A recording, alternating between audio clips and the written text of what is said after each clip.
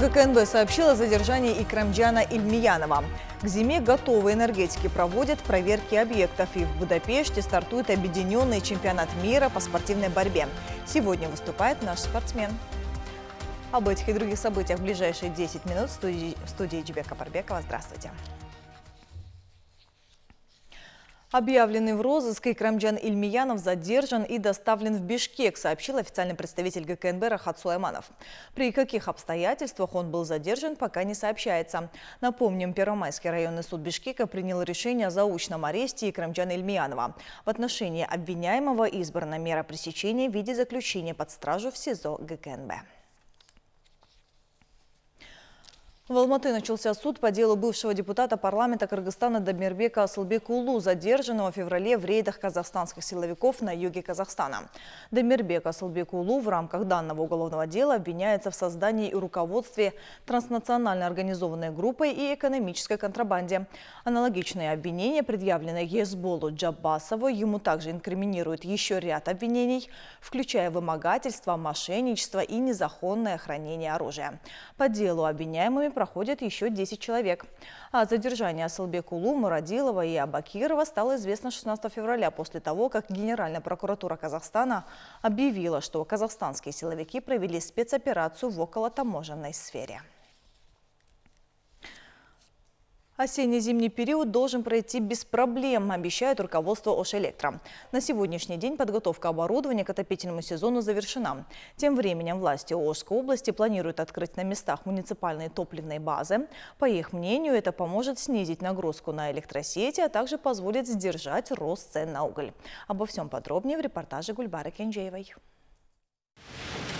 На пунктах реализации угля сегодня царит ажиотаж. Грянувшие холода, как всегда, оказались неожиданными. Население кинулось заготавливать уголь. За последнюю неделю уголь в Оше подорожал на 50 тыинов, и теперь его реализуют по 6 сомов за килограмм. Цены на уголь постоянно скачут. Сейчас 6 сомов, весной 4 сома, а снег пойдет, поднимется до 7 сомов. Никто не контролирует это. У перевозчиков твердого топлива свои отговорки. По их словам, весь процесс доставки угля не так уж прост. Приходится по несколько дней ждать очереди. Транспортные расходы тоже велики. Нам копейки остаются. Эту проблему рассмотрели в полпредстве правительства по Ошской области. Здесь собрали руководителей угледобывающих предприятий. На сегодня в Ошской области функционирует 10 таких субъектов. С начала года добыча угля увеличилась на 25% и составила 456 тысяч тонн. Отпускные цены в нашем разрезе сейчас составляют 3 сома 25 тыинов. Все остальное – это накрутки перевозчиков и реализаторов. Агентству по антимонопольной политике было поручено провести калькуляцию и контролировать цены на рынке угля. Руководителям местных органов власти рекомендовано открыть муниципальные топливные базы, чтобы сдержать подорожание топлива. Мы думаем, топ-база будет это муниципального, но все равно возить будут частные. Для них будет установлен официальный, какой-то по договору рентабельность, то есть прибыль транспортной организации с учетом реализатора. Но самое главное, цены будут под наблюдением муниципальных органов. Что же касается света, то акционерное общество Ош-Электро уверяет, к осенне-зимнему периоду подготовились основательно. На сегодняшний день, по городу Ош, Ошской области и Баткенской области, установлено 70 трансформаторов. Это замена трансформаторов, где были перегружены трансформаторы.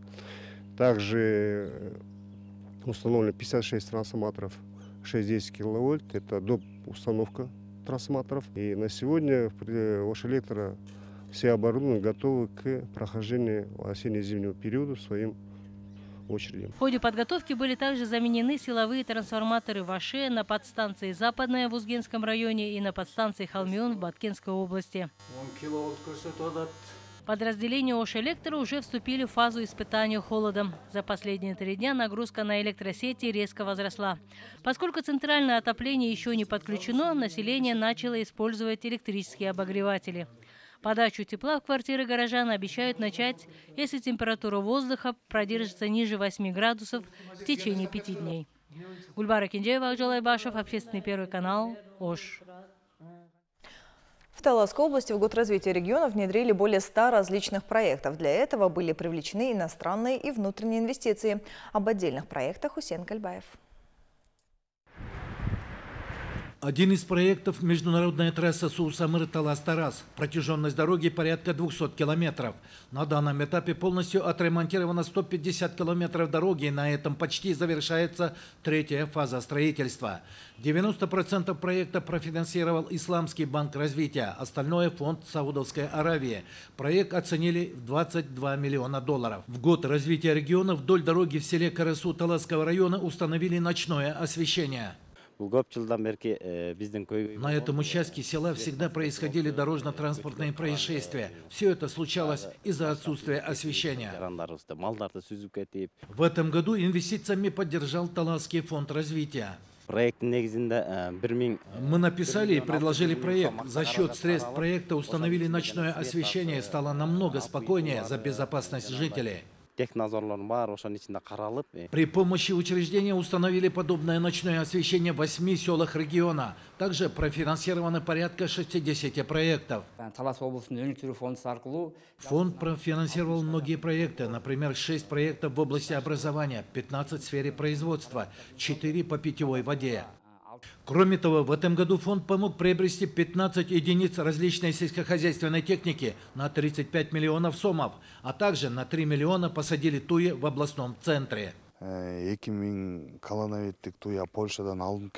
Посадили туи. Город нужно озеленять и благоустраивать, ведь это областной центр.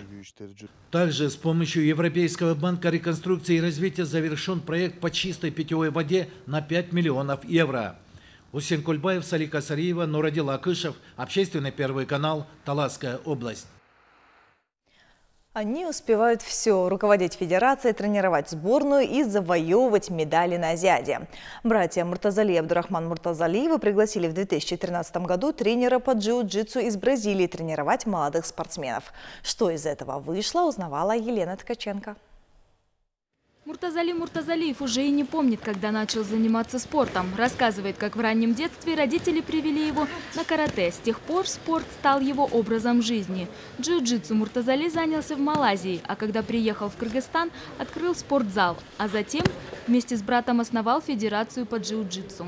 Благодаря упорным ежедневным тренировкам Муртазали завоевал на Азиаде бронзовую медаль. По его словам, он почти на всех соревнованиях оказывается на пьедестале почета. Что когда я еще на таком уровне не был, я всегда на спортсменов смотрел свысока и с огромным уважением. А сейчас, когда я это уже делаю, это обыденное стало, и очень просто делаю и делаю.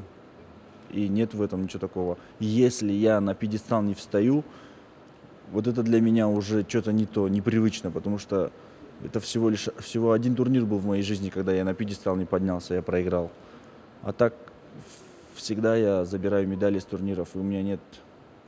Ну, как наоборот, мне неприятно, непонятное чувство, когда я проигрываю. Несмотря на ежедневные тренировки, Муртазали старается уделить внимание своей семье, которая очень его поддерживает. Раньше вообще было идеально все, я просто дома спал, ел. Сейчас я женат, ребенок, и нужно им время уделять. Ну и жена тоже очень помогает. Не сказать, что... Сказать честно, легче стало тем, что я всегда могу попросить ее, что именно, что приготовить, потому что это очень важно.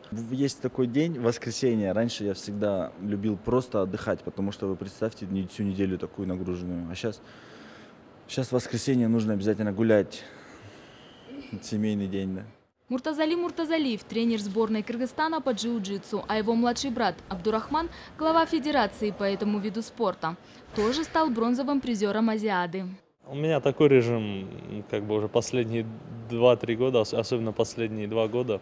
Утром тренируюсь, после утренней тренировки многие идут спать, а я еду в дирекцию с этими бумагами совсем. Успеваю время покушать, покушаю и приезжаю вечером сюда. Как бы просто днем не сплю и успеваю, вроде успеваю, но это, конечно, нелегко. Достижения братьев Муртазалиевых отмечены на высоком уровне. Президент Сооронбай Джейнбеков наградил их вместе с другими призерами 18-х азиатских игр дипломами и денежными сертификатами.